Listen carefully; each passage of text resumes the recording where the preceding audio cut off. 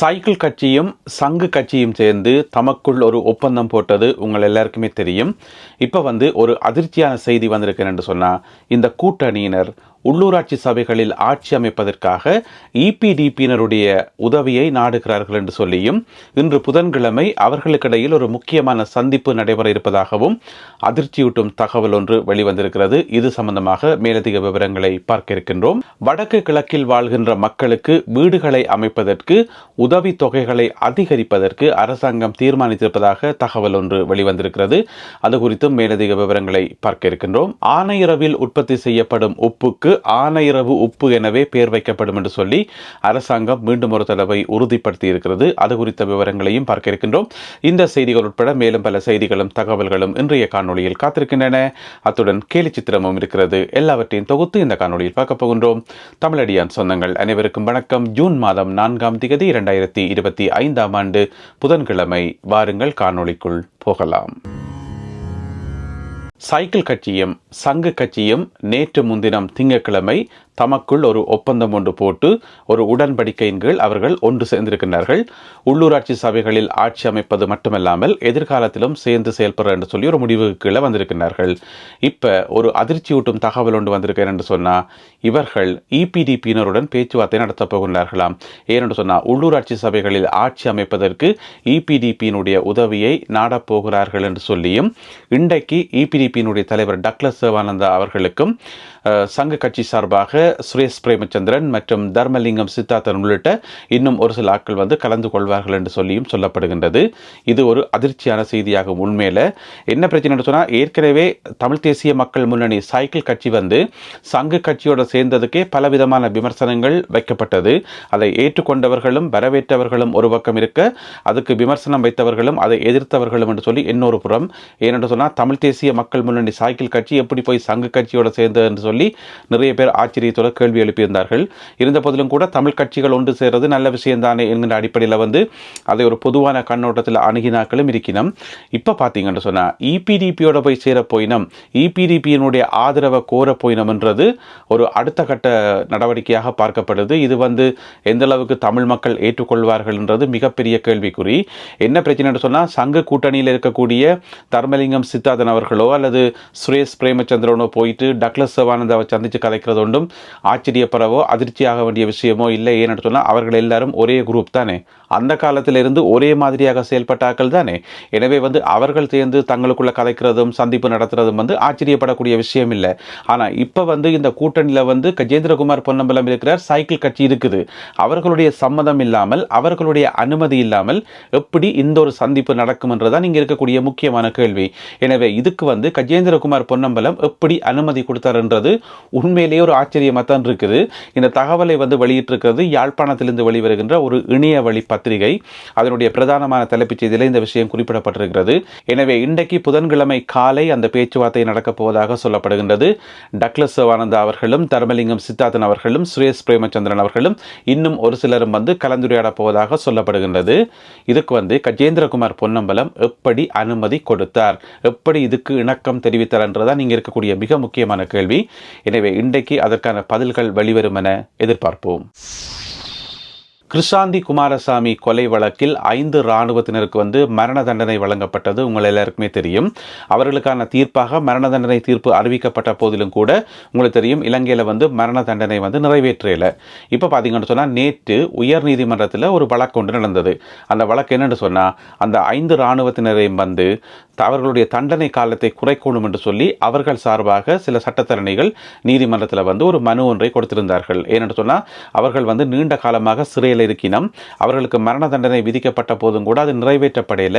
எனவே இப்படியான ஒரு சந்தர்ப்பத்தில் அவர்களை நீண்ட காலம் சிறைக்குள்ள வச்சுக்கிறது மனிதாபிமானம் இல்லையாம் என்று சொல்லி, இதெல்லாம் ஒரு வாதம் என்று சொல்லி யாரோ ஒரு சில சட்டத்தரணிகள் போயிட்டு நீதிமன்றத்தில் ஒரு மனு கொடுத்திருக்கணும். அதை உயர் நீதிமன்றம் தள்ளுபடி செய்திருக்குது. அதோட நீதிமன்றத்தில் சொல்லப்பட்டிருக்கு என்னன்னு சொன்னா, குற்றவாளிகளுக்கு இந்த மாதிரி மனு போடுறதுக்கு எந்த விதமான அதிகாரமும் இல்லை. அவர்கள் மன்னிப்பு கேட்கக்கூடிய அளவுக்கு அவர்கள் ஒன்றும் பெரிய சுத்தவாளிகளும் இல்லை. அவர்களுடைய கைகள் சுத்தமான கைகளும் கிடையாது.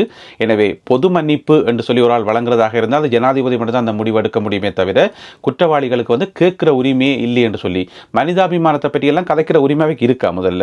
எனவே வந்து நீதிமன்றம் அந்த வழக்கை வந்து தள்ளுபடி செய்துட்டு அவர்களுடைய கோரிக்கை வந்து நிராகரிக்கப்பட்டிருக்கிறது. 3 நீதிபதிகள் அடங்கின ஒரு குழுவினர் இந்த மனுவை விசாரித்து அதனை தள்ளுபடி செய்திருக்கிறார்கள். அந்த 3 நீதிபதிகள் அடங்கின குழுவில் வந்து 2 பேர் வந்து பெண்கள். ஒரு ஆள் வந்து குமுதினி விக்ரமசிங்க, மற்றவர் வந்து மேனகா விஜயசுந்தர, மற்றொரு நீதிபதி வந்து அச்சல வெங்கல புலி ஆகிய 3 நீதிபதிகளும் சேர்ந்து இந்த மனுவை தள்ளுபடி செய்திருக்கிறார்கள். ஆனையிறவில் உற்பத்தி செய்யப்படும் உப்புக்கு ஆனையிறவு உப்பு என பெயர் வைக்கப்படும் என்று சொல்லி அரசாங்கம் வாக்குறுதி கொடுத்திருக்குது. இது எத்தனையாவது தடவை கொடுக்கப்படும் வாக்குறுதி என்று சொல்லி யாருமே கேட்கக்கூடாது. இந்த முறை வந்து அறுதியும் இறுதியுமா இந்த வாக்குறுதி சொல்லப்பட்டிருக்கிறது. அமைச்சர் சுனில் ஹந்துனத்தி வந்து இந்த வாக்குறுதியை வழங்கியிருக்கின்றார். நேற்று பாராளுமன்றத்தில் வைத்து பாராளுமன்ற உறுப்பினரும் மருத்துவருமாகிய அர்ச்சுனா ராமநாதன் அவர்கள் கேட்ட கேள்வி ஒன்றுக்கு பதில் வழங்கும் போதுதான் இந்த பதிலை அவர் வழங்கியிருக்கின்றார். ஆனையிறவில் உப்பள தொழிலாளர்கள் மேற்கொண்ட அந்த வேலைநிறுத்த போராட்டம் மற்றும் அங்கு பிரச்சனைகள் எல்லாமே வந்து சுமூகமாக தீர்க்கப்பட்டிருக்கிறது. அங்கே நீ எந்த விதமான பிரச்சனையுமே இல்லை.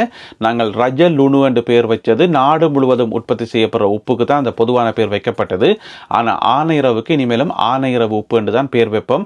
அதில் எந்த விதமான மாற்றமும் இல்லை என்று சொல்லி அமைச்சர் சுனில் ஹந்துனத்தி அவர்கள் சொல்லியிருக்கிறார்.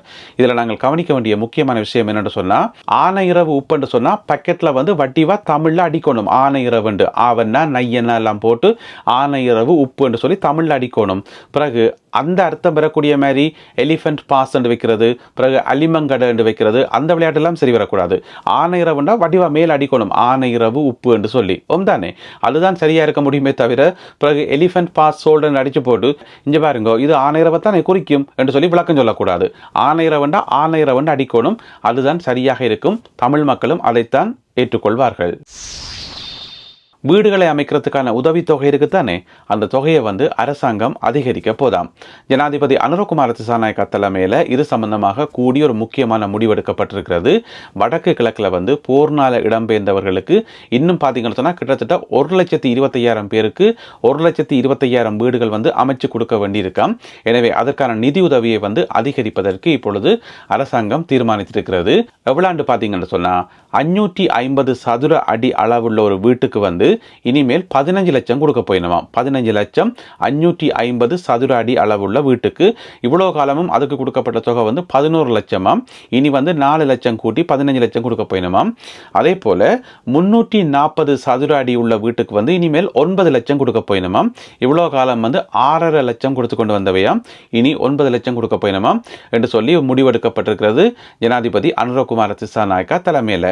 என்ன பிரச்சனை என்று சொன்னால் 2009ஆம் ஆண்டுக்கு பிறகு 2,75,000 குடும்பங்கள் வந்து இடம்பெயர்ந்து போனதாம். அதாவது வீடுகளை இழந்த குடும்பங்கள் வந்து அன்னளவாக 2,75,000 குடும்பங்களாம். இதில் பார்த்தீங்கன்னு சொன்னால் 1,50,000 குடும்பங்களுக்கு வந்து ஏற்கனவே வீடுகள் அமைச்சு கொடுக்கப்பட்டிருக்காம். அப்போ மிச்சம் இருக்கிறத விளவு 1,25,000 வீடுகள், 1,25,000 குடும்பங்கள். அவர்களுக்கு தான் இந்த நிதியுதவி போய் சேரும் என்று சொல்லி சொல்லப்படுகிறது. எப்பையிலிருந்து இந்த நிதியுதவி வழங்கப்படும் என்கின்ற தகவல் வந்து வெளியிடப்படையில. எனவே மேலதிக விவரங்களுக்காக காத்திருப்போம். உங்களுக்கு தெரியும், அண்மை காலமாக வந்து நாட்டில் பல்வேறு இடங்களில் வாகன விபத்துக்கள், மிக முக்கியமாக பேருந்து விபத்துக்கள் ஏற்பட்டு கொண்டு வருது. குறிப்பாக மலையக பகுதிகளில் வந்து பேருந்து பள்ளத்துக்குள்ளே கவிழ்ந்து விழுந்து நிறைய பேர் காயப்பட்டு நிறைய பேர் உயிரிழந்துன்னு சொல்லி இப்போ கொஞ்ச காலமாக இந்த சம்பவங்கள் நடந்து கொண்டு வருது. எனவே இந்த விபத்துக்களை கட்டுப்படுத்தும் விதமாக ஒரு பரிசோதனை ஒன்று செய்யப்பட்டது. அதாவது வந்து ஒரு இன்ஸ்பெக்ஷன் உண்டு. இந்த ரோட்டில் போகிற வாகனங்கள் எல்லாம் தரமான வாகனங்களா, உண்மையிலேயே நல்ல வாகனங்களான்னு சொல்லி அப்படி வந்து நுவரெலியா மாவட்டத்தில் வந்து ஒரு பரிசோதனை ஒன்று செய்திருக்கிறோம். இன்ஸ்பெக்டர்ஸ் போய் செய்திருக்கிறோம். அதில் பார்த்தீங்கன்னு சொன்னால் 34 வாகனங்கள் வந்து ஃபெயில் ஆயிட்டுது. அதாவது அந்த வாகனங்கள் வந்து ஓடக்கூடிய கண்டிஷனே இல்லை, பொதுமக்களை ஏற்றி கொண்டு போகக்கூடிய ஒரு நல்ல கண்டிஷனே இல்லை, நீண்ட காலமாக ஒரு ஒழுங்கான பராமரிப்பு இல்லாமல் இந்த மாதிரி நிறைய குறைபாடுகளோட, அதாவது வீதியில் பொதுமக்களை ஏற்றி கொண்டு போகிற தரத்தில் அந்த வாகனங்களே கிடையாதாம். அப்படிப்பட்ட வாகனங்கள் வந்து 34 வாகனங்கள் இப்போ வந்து தற்காலிகமாக அகற்றப்பட்டிருக்கிறது சேவையில் இருந்து. இதில் வந்து 15 வாகனங்கள் வந்து இலங்கை போக்குவரத்து சபை இருக்குதானே, அவர்களுக்கு சொந்தமான பேருந்துகள் 15 பேருந்துகள், பிறகு தனியார் பேருந்துகள் வந்து 19 பேருந்துகளாம். எனவே 19 15 10 சேர்த்து 34 வாகனங்கள் வந்து இப்போ சேவையிலிருந்து அகற்றப்பட்டிருக்கலாம் தற்காலிகமான முறையில். அவர்கள் வந்து இந்த இன்ஸ்பெக்டர் சொல்றது எல்லாம் வந்து செய்து கொண்டு வரணும். டயர் மாற்றணும், பிரேக்குகள், இந்த மாதிரி எல்லா விஷயங்களையும் வந்து என்னென்ன குறைகள் எல்லாம் சொல்லிச்சினமோ அவளாம் திருத்தி கொண்டு வரணும். அதுக்கு பிறகுதான் சேவையில் ஈடுபடுத்தப்படும் என்று சொல்லப்படுகிறது. யோசிச்சு பார்த்தோம்னு சொன்னால் இப்போ இந்த இன்ஸ்பெக்ஷன் நடந்திருக்காட்டி இந்த 34 வாகனங்களும் தொடர்ந்து சேவையில் இருந்திருக்கும். தொடர்ந்து மக்களையும் ஏற்றி கொண்டு இங்கே கொண்டே பள்ளத்துக்கு கொண்டே கவுற்றிருப்பினம் தானே. எனவே வந்து இந்த முறை நடந்த அந்த பரிசோதனை வந்து இன்ஸ்பெக்ஷன் வந்து எந்த விதமான லஞ்ச ஊழல் எதுவுமே இல்லாமல் நேர்மையான முறையில் நடந்ததாக சொல்லப்படுகின்றது. முந்தி என்று சொன்னால் இன்ஸ்பெக்டராக வாரவருக்கு கொஞ்சம் காசு அடிச்சு விட்டா சரி என அவர் எல்லாம் ஓகே எல்லாமே சரியாக தான் கண்டி போட்டு எழுதி போட்டு அவர் விட்டுட்டு போயிடுவார். எல்லா அதிகாரிகளையும் சொல்லல, ஒரு சில அதிகாரிகள் அந்த மாதிரி வேலைகள் செய்திருக்கணும் தான் காசை வேண்டி கொண்டு தரமில்லாத வாகனத்துக்கு அனுமதி கொடுத்தேன்னு சொல்லி. எனவே இப்போ வந்து நேர்மையான முறையிலும் மிகவும் கண்டிப்பான முறையிலும் நடந்ததாக சொல்லப்படுகின்றது. 34 வாகனங்கள் அகற்றப்பட்டுள்ளன. அடுத்ததாக இன்றைய கேலி சித்திரம் கார்ட்டூன். ஒரு சிறைச்சாலை அறைக்குள்ளே வந்து 2 பேர் இருக்கணும். அந்த 2 பேருக்கும் வந்து முகத்தை காட்ட வெக்கம் போல் நடக்குது, காட்ட முடியாது. அதனால் வந்து முகத்தை மறைச்சு கொண்டு 2 போட்டுகளால் ஆளுக்கு ஒரு போர்டை வச்சு கொண்டு முகத்தை மறைக்கணும். அந்த போட்டால் தான் அவையில் உள்ளுக்கே போக வேண்டி வந்தது. அதே போட்டால் மறைச்சு கொண்டு ஆளுக்கு ஒரு மூலையில் இருக்கணும், முகத்தை காட்ட முடியாமல். எனவே ஒன்றுமே செய்ய முடியாது. முன்னொரு காலத்தில் பெரிய பதவியில் வந்து இருந்தவே எல்லா இடமும் அவர்களுடைய முகம் தெரிஞ்சது, எல்லா பத்திரிகைகளையும் அவை இந்த முகம் வந்தது. இப்போ வந்து முகத்தை காட்ட முடியாமல் பலகையால் அந்த போர்டால் வந்து மறைச்சு கொண்டிருக்கணும். இப்படியாக ஒரு கேலி சித்திரத்தை ஓவியர் ஜெஃப்ரி அவர்கள் வரைந்திருக்கின்றார். எனவே இந்த ஒரு கேலி சித்திரம் மற்றும் இன்றைய காணொலியில் பகிர்ந்து கொள்ளப்பட்ட செய்திகள் தொடர்பான உங்களுடைய கருத்துக்களை மறக்காமல் கீழே எழுதுங்கள். மீண்டும் மற்றும் ஒரு காணொலியில் உங்களை சந்திக்கின்றேன். அதுவரை நன்றி, வணக்கம்.